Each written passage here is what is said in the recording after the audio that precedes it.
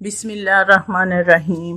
السلام علیکم۔ آج میں جو آپ کو ٹوٹکا بتانے لگی ہوں وہ بچوں کے بارے میں ہے، اور جو مائیں پریشان ہوتی ہیں کہ بچے بستر پہ پیشاب کر دیتے ہیں، بہت زیادہ یہ پریشانی کی بات ہے۔ جیسے جیسے سردی آ رہی ہے نا، ماؤں کی پریشانی بڑھ رہی ہے، کیونکہ سردی کی وجہ سے سارا بستر گیلا ہو جایا کرے گا، نہ تو وہ مائیں بچوں کو لے کے کہیں جا سکتی ہیں نہ۔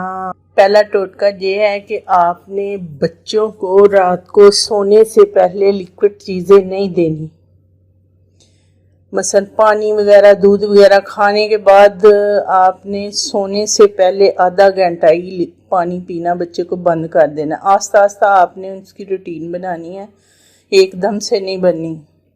اور جب آپ اٹھتی ہیں واش روم کے لیے، ساتھ بچے کو بھی جگائیں اور واش روم کرائیں۔ یہ نہ سوچیں کہ بچہ سویا ہے رہنے دیں، اسے اٹھائیں گے یہ بیدار ہوگا، تنگ ہوگا، تو نہیں، یہ بات نہیں ہے۔ بچے کا ذہن بنائیں کہ اٹھائیں، اس کو پتہ چلے کہ میں نے اٹھ کے واش روم کرنا ہے ضرور۔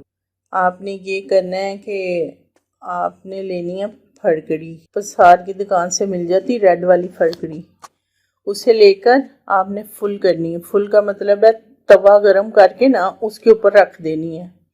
وہ جیسے جیسے پھولے گی نا، پگھلنا شروع ہو جائے گی۔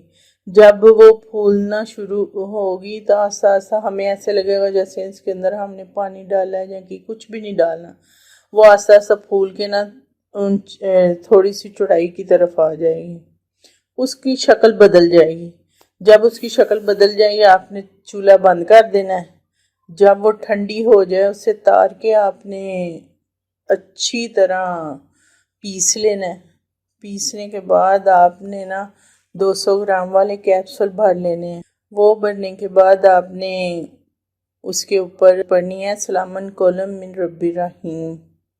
یہ چھوٹی سورت کا بہت بڑا کرشمہ ہے، یہ تو ویسے ہی ہمیں اپنے گھروں میں پڑھنی چاہیے اور بچوں کو بھی یاد کرو۔ دوسرا نسخہ یہ ہے کہ آپ نے تل لینے، وائٹ والی شکر نہیں لینی۔